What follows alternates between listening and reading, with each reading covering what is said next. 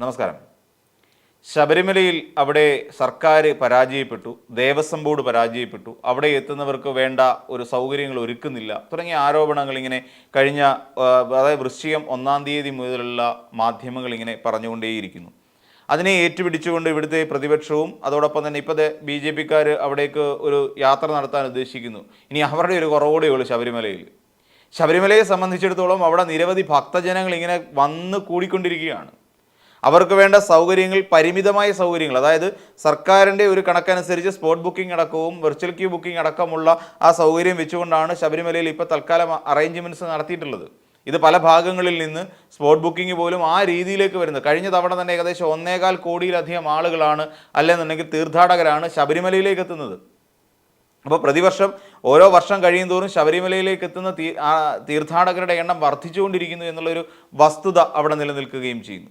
എന്നാൽ സർക്കാർ അതിൽ പരാജയപ്പെട്ടിട്ടുണ്ടോ എന്നുള്ളൊരു കാര്യമുണ്ട്. എന്നാൽ ഇതുമായി ബന്ധപ്പെട്ടുകൊണ്ട് ശബരിമല ഒരു വലിയ വിഷയമായി ഉയർന്നു വരുന്ന സമയത്ത് അലക്സാണ്ടർ ജേക്കബ് എന്ന് പറയുന്ന ഇതിനു മുൻപ് ശബരിമലയിൽ ഡ്യൂട്ടി വഹിച്ചിട്ടുള്ള ഒരു പോലീസ് മേധാവിയുണ്ട്. അദ്ദേഹം ഇതുമായി ബന്ധപ്പെട്ട് ചില കാര്യങ്ങൾ ചില ഒരു ചാനലിൽ നടത്തിയ ഒരു ചർച്ചയിൽ അദ്ദേഹം വ്യക്തമാക്കുന്നുണ്ട്.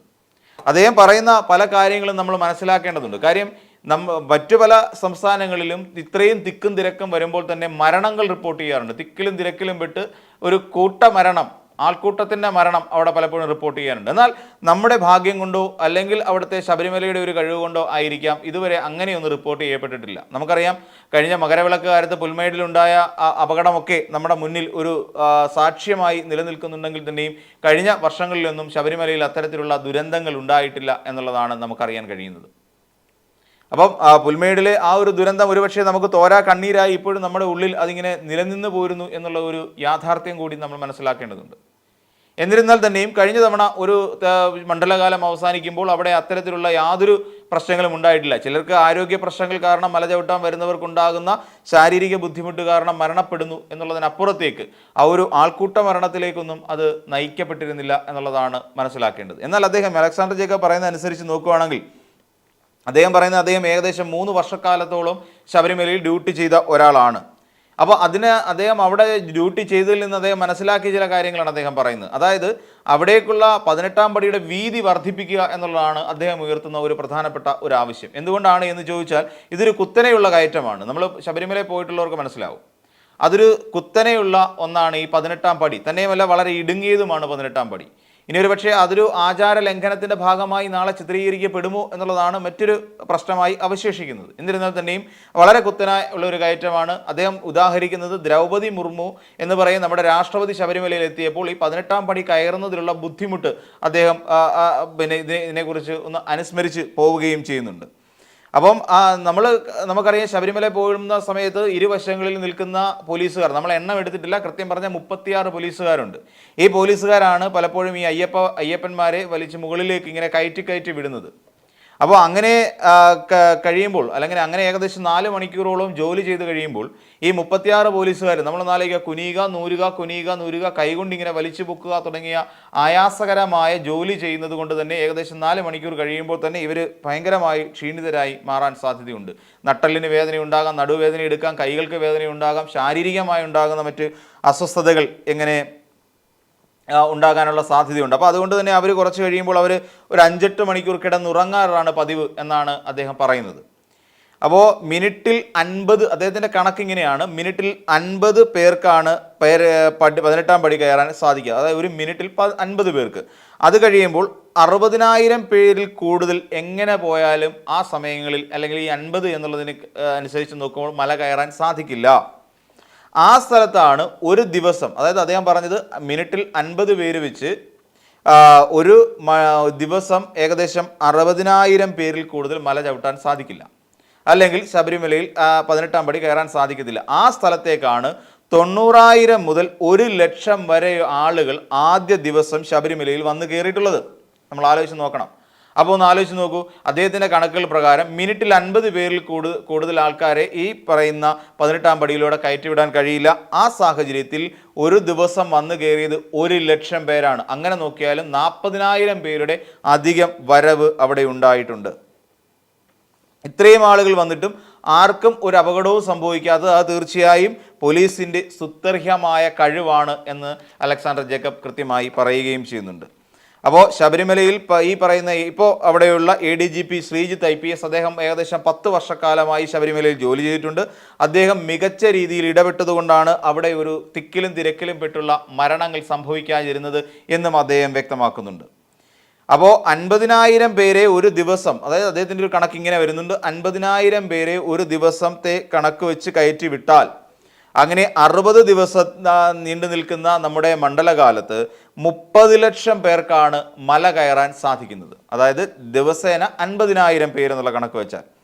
എന്നാൽ കഴിഞ്ഞ വർഷം അവിടെ എത്തിയത് 1.25 കോടി ഭക്തരാണ് എന്ന് അദ്ദേഹം പറയുന്നുണ്ട്. ഏകദേശം 1,25,000-ഓളം ഏകദേശം 1.25 കോടി, ഏകദേശം 125 ലക്ഷം എന്ന് പറയേണ്ടി വരും. അത്രയും ആളുകളാണ് അവിടേക്ക് മല കയറിയത്. അപ്പോൾ കണക്ക് പ്രകാരം 50,000 പേരെ വെച്ച് കടത്തിവിട്ടാലും അതായത് ഈ 60 ദിവസം എന്ന് പറയുന്ന കണക്ക് വെച്ച് നോക്കിയാലും 30 ലക്ഷം പേർക്ക് മാത്രമേ അവിടെ മല കയറാൻ സാധിക്കുകയുള്ളൂ. ആ സാഹചര്യത്തിലാണ് 125 ലക്ഷം ആളുകൾ അവിടെ കഴിഞ്ഞ തവണ ശബരിമലയിൽ ദർശനം നടത്തിപ്പോയത്. എവിടെയെങ്കിലും നമ്മൾ കേട്ടിരുന്നോ അവിടെ ഒരു തിക്കിലും തിരക്കിലും പെട്ട് ആളുകൾ മരണപ്പെട്ടു എന്നൊരു വാർത്ത ശബരിമലയിൽ നിന്ന് നമ്മൾ കഴിഞ്ഞ തവണത്തെ മണ്ഡലകാലത്ത് കേട്ടിരുന്നോ? ഇല്ല. അപ്പോൾ ഇപ്പോഴത്തെ ഹൈക്കോടതിയുടെ നിർദ്ദേശം അനുസരിച്ചാൽ ഈ പറയുന്ന പോലെ 30 ലക്ഷം ആളുകളെ മാത്രമേ ശബരിമലയിലേക്ക് കയറ്റാൻ സാധിക്കുകയുള്ളൂ. എന്നാൽ ബാക്കി 90 ലക്ഷം പേരോട് വരണ്ട എന്ന് പറയാൻ കഴിയുമോ എന്നുള്ള ഒരു ചോദ്യവും അദ്ദേഹം ഉയർത്തുന്നുണ്ട്. ബാക്കി ഞങ്ങൾ ഇത്രയും പേരെ 30 ലക്ഷം ആൾക്കാരെ മാത്രമേ കൊണ്ടുവരാൻ സാധിക്കൂ, അതുകൊണ്ട് നിങ്ങൾ ആരും വരണ്ട എന്ന് പറയാൻ പറ്റില്ലല്ലോ. ഇത്രയും ജനങ്ങൾ അവിടെ വരുമ്പോൾ 100 പേർക്ക്, അപ്പോൾ ഇനി പോലീസ് സേന, ഇവിടെ സർക്കാർ വേണ്ട രീതിയിൽ പോലീസിനെ വിന്യസിക്കുന്നില്ല എന്നുള്ള കാര്യമാണ് പറയുന്നത്. നമ്മൾ ആലോചിക്കും, തെരഞ്ഞെടുപ്പ് വരുന്നു, ഈ തെരഞ്ഞെടുപ്പുമായി ബന്ധപ്പെട്ട് പോലീസുകാരെ സംബന്ധിച്ചിടത്തോളം വളരെ കർശനമായ ഡ്യൂട്ടി ചെയ്യേണ്ട ഒരു കാലഘട്ടമാണ്. അതോടൊപ്പം തന്നെ റോഡുകൾ പരിശോധന, ഇത് തുടങ്ങി ഒരുപാട് കാര്യങ്ങൾ ഈ തെരഞ്ഞെടുപ്പുമായി ബന്ധപ്പെട്ട് പോലീസുകാർക്ക് അധിക ചുമതലയുണ്ട്. അതിനിടയിൽ ശബരിമലയിലുമുണ്ട്. അപ്പോൾ അദ്ദേഹത്തിൻ്റെ കണക്ക് പ്രകാരം അല്ലെങ്കിൽ 100 പേർക്ക് ഒരു പോലീസ് എന്ന കണക്ക് വെച്ച് നോക്കിയാൽ 1 ലക്ഷം പേരെ നിയന്ത്രിക്കാൻ 1000 പോലീസുകാരാണ് വേണ്ടത്. 1000 പേരെ 24 മണിക്കൂറും ജോലി ചെയ്യിക്കാൻ കഴിയുമോ? അതുമില്ല. അപ്പോൾ അങ്ങനെ 12 മണിക്കൂർ എന്ന് പറയുന്ന ഒരു ഡ്യൂട്ടി ഷിഫ്റ്റ് കൊടുത്താൽ തന്നെ അവിടെ വേണ്ടി വരുന്നത് 2000 പോലീസാണ്. NDRFൽ നിന്ന് വേണ്ടത് 150 പേർ എത്തിയെന്ന് പറഞ്ഞാൽ അവിടെ ഒന്നും സംഭവിക്കാൻ പോകുന്നില്ല. പിന്നെയോ 2000 പോലീസുകാർ അവിടെ വന്നാൽ അവർക്ക് താമസിക്കാനും വിശ്രമിക്കാനും സ്ഥലമുണ്ടോ? ഇല്ല. അപ്പോൾ കൂടുതൽ പോലീസുകാരെ എത്തിക്കുക എന്നത് പ്രായോഗികമല്ല. ഈ ജനക്കൂട്ടത്തെ എങ്ങനെ നിയന്ത്രിക്കും? ഇന്നലെ 1 ലക്ഷമാണ് വന്നത്, മകരവിളക്കിന് ഇത് 6 ലക്ഷം വരെയാകും. ഈ കണക്ക് വെച്ച് 6 ലക്ഷം പേരെ നിയന്ത്രിക്കാൻ 12,000 പോലീസുകാർ വേണം. എവിടെ നിന്ന് കൊണ്ടുവരും? ഇതൊരു ചോദ്യമല്ലേ. അത്രയും ആൾക്കാരെ ശബരിമലയിലേക്ക് കൊണ്ടിടാൻ നമുക്ക് സാധിക്കുമോ? അവർ വന്നാൽ എവിടെയാണ് ഇത്രയും 12,000 പോലീസുകാരെ കൊണ്ടുവന്നു എന്ന് വിചാരിക്കുക? അവരവിടെ കിടന്ന് എങ്ങനെ അന്തി ഉറങ്ങും? തുടങ്ങിയ ഒരുപാട് സാങ്കേതികമായ പ്രശ്നങ്ങളുള്ള സാഹചര്യത്തിൽ അദ്ദേഹം ഉയർത്തുന്ന ഒരു പ്രധാനപ്പെട്ട ആവശ്യം 18-ാം പടിയുടെ വീതി കൂട്ടുകയും നിവൃത്തിയുള്ളൂ. അപ്പോൾ മിനിറ്റിൽ 50 എന്നുള്ളതിനെ നമുക്ക് കൊണ്ടുവരാൻ സാധിക്കും എന്നുള്ളതാണ് അദ്ദേഹം പറയുന്നത്.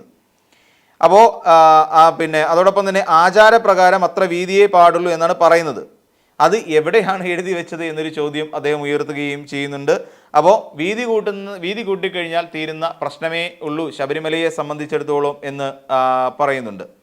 അപ്പോൾ പിന്നെ അതോടൊപ്പം തന്നെ പമ്പയുടെ എതിർവശത്ത് കൂടി വഴി വെട്ടണമെങ്കിൽ അപ്പോൾ അതിനും വേണം 100 ഏക്കർ വനം വേണം. ശബരിമലയിലെ ഏറ്റവും വലിയ പ്രശ്നം എന്ന് വെച്ചാൽ ഗതാഗതമാണ് എന്ന് നമുക്കുള്ളതറിയാം.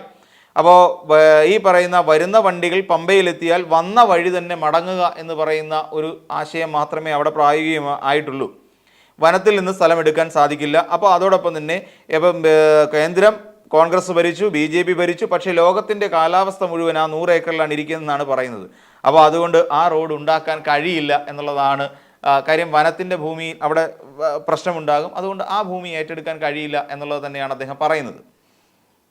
അപ്പോൾ ശൗചാലയവുമായി ബന്ധപ്പെട്ട് നോക്കുകയാണെങ്കിൽ ഇപ്പോൾ 500 ശൗചാലയം അവിടെയുണ്ട്. 1 ലക്ഷം പേർ വന്നാൽ അവർക്ക് 2000 മുതൽ 2500 ശൗചാലയം വേണമെന്നൊക്കെ അദ്ദേഹം പറയുന്നുണ്ട്. അപ്പോൾ ഇത്ര കാലവും കേന്ദ്രം ഭരിച്ച ഒരു സർക്കാരും ഇതിനു വേണ്ടി 2000 മുതൽ 2500 ശൗചാലയം നമുക്ക് അവിടെ ആവശ്യമുണ്ടെന്നിരിക്കലും ഇത്രയും കാലം കേരളം ഭരിച്ചതും അല്ലെങ്കിൽ കേന്ദ്രം ഭരിച്ച കോൺഗ്രസ് ആകട്ടെ BJP ആകട്ടെ, ഇപ്പോൾ പറഞ്ഞല്ലോ ഇവിടെ ശബരിമല BJP ഏറ്റെടുക്കണമെന്നൊരു ആവശ്യം BJPക്കാർ ഉയർത്തിക്കൊണ്ട് വരുന്നുണ്ടല്ലോ. ശബരിമലയിൽ അങ്ങനെ വനഭൂമി ഏറ്റെടുക്കുന്നതിന് വേണ്ടിയിട്ട് നിയമത്തിൽ എന്തെങ്കിലും മാറ്റം കൊണ്ടുവരാൻ ഈ പറയുന്ന കേന്ദ്ര സർക്കാരിന് സാധിച്ചിട്ടുണ്ടോ? ഇല്ല. അപ്പോൾ അദ്ദേഹം ഈ പറയുന്ന പോലെ വെള്ളത്തിന് 30 രൂപ ഈടാക്കി പീച്ചിയിൽ നിന്ന് വെള്ളം എത്തിച്ച് 10 രൂപയ്ക്ക് നൽകിയപ്പോൾ അദ്ദേഹത്തെ, അതായത് ഈ പറയുന്ന അലക്സാണ്ടർ ജേക്കബിനെ സ്ഥലം മാറ്റി എന്നൊക്കെ പറഞ്ഞിട്ടാണ് ഇങ്ങനെ ഒരുപാട് കാരണങ്ങൾ പറയുന്നുണ്ട്. അപ്പോൾ അവിടെ ഹെലിപ്പാഡ് സൗകര്യം, അത് ദ്രൗപദി മുർമു അവിടെ എത്തിയ സമയത്ത് പോലും ഹെലിപ്പാഡ് നിർമ്മാണത്തിനുള്ള സൗകര്യം പോലും കൊടുത്തിരുന്നില്ല എന്ന് പറയുന്നു. അതോടൊപ്പം തന്നെ മഹാകുംഭമേള എന്ന് പറയുന്ന ഒരു പരിപാടിയിൽ ഏകദേശം 360 പേരാണ് ഇതിൽ തിക്കിലും തിരക്കിലും പെട്ട മരിച്ചത്. അതോടൊപ്പം തന്നെ ഗുജറാത്തിലെ ഉത്സവത്തിൽ പങ്കെടുത്ത് 43 പേർ, തെലങ്കാന ക്ഷേത്രത്തിൽ 40 പേർ, അതുപോലെ ഇപ്പോൾ തമിഴ്നാട്ടിൽ ഒരു രാഷ്ട്രീയ നേതാവിൻ്റെ മീറ്റിങ്ങിൽ, അതായത് നമ്മുടെ വിജയിയെ കുറിച്ചാണ് പറയുന്നത്, അദ്ദേഹത്തിൻ്റെ വിജയിയുടെ മീറ്റിങ്ങിൽ അവിടെ ഉണ്ടായ സ്റ്റാമ്പേഡുമായി ബന്ധപ്പെട്ട് 43 പേർ മരിച്ചു. അതോടെ കർണാടകയിൽ ക്രിക്കറ്റ് ടീമിൻ്റെ ആഘോഷത്തിനിടയിൽ 11 പേർ മരിച്ചു. അപ്പോൾ സ്വാഭാവികമായി അദ്ദേഹം പറയുന്നത് ഇങ്ങനെ ജനക്കൂട്ടം ഉണ്ടാകുമ്പോൾ തീർച്ചയായും അവിടെ ആൾക്കൂട്ട മരണങ്ങൾ ഉണ്ടാകാനുള്ള സാധ്യതയുണ്ട്, നൂറുകണക്കിന് ആളുകൾ മരിക്കാനുള്ള ഒരു സാഹചര്യമുണ്ട്. പക്ഷേ ഇത്രയും 1 ലക്ഷം പേര് വന്നിട്ട് പോലും നമ്മുടെ സംസ്ഥാനത്തെ കേരളത്തിൽ ഈ പറയുന്ന ശബരിമലയിൽ അങ്ങനെ ഒന്നുണ്ടായില്ല എന്നുള്ളതാണ് അദ്ദേഹം പറയുന്നത്. അപ്പോൾ ഇതൊന്നും ഈ പറയുന്ന പോലെ ഇതൊക്കെ ഉണ്ടാകാതിരുന്നിട്ട് പോലും, ഇതൊക്കെ നമ്മുടെ മുന്നിൽ ആൾക്കൂട്ട മരണങ്ങൾ നമ്മുടെ മുന്നിൽ ഇങ്ങനെ വസ്തുതകളായി ഇരുന്നിട്ടും അവിടെ എന്തുകൊണ്ടാണ് സർക്കാരിനെയും അതോടൊപ്പം തന്നെ ദേവസ്വം ബോർഡിനെയും ഈ പറയുന്ന ശ്രീജിത്ത് IPSനെയും ഒക്കെ കുറ്റം പറഞ്ഞുകൊണ്ട് ഇങ്ങനെ നിലവിൽ അവരിങ്ങനെ പോകുന്നത്, അല്ലെങ്കിൽ മാധ്യമങ്ങളടക്കം ഇങ്ങനെ വിമർശിച്ചുകൊണ്ടിരിക്കുന്നത് എന്ന് മാത്രം മനസ്സിലാകുന്നില്ല എന്നാണ് അദ്ദേഹം പറയുന്നത്. അപ്പോൾ ഇപ്പോൾ ഇതനുസരിച്ച് നോക്കിയാൽ, കോടതിയുടെ ഇതുകൊണ്ട് അനുസരിച്ച് നോക്കിയാൽ 50,000 പേർക്കാണ്, 30 ലക്ഷം പേർക്ക്, അപ്പോൾ 10 പേർക്ക് പോകാൻ കഴിയുന്നു. അങ്ങനെ പിന്നെ ചെയ്യണമെന്നോ ചെയ്യണ്ടായോ എങ്ങനെയാണിത് പ്രാവർത്തികമാക്കാൻ പോകുന്നത് എന്നുള്ളതാണ് മനസ്സിലാക്കാൻ കഴിയാത്തത്. കാരണം ഭക്തരിങ്ങനെ വന്നുകൊണ്ടേയിരിക്കും. അപ്പോൾ ഈ നിർദ്ദേശം അനുസരിച്ച് മുന്നോട്ട് പോവുക വലിയ പ്രധാനപ്പെട്ട കാര്യമാണ്.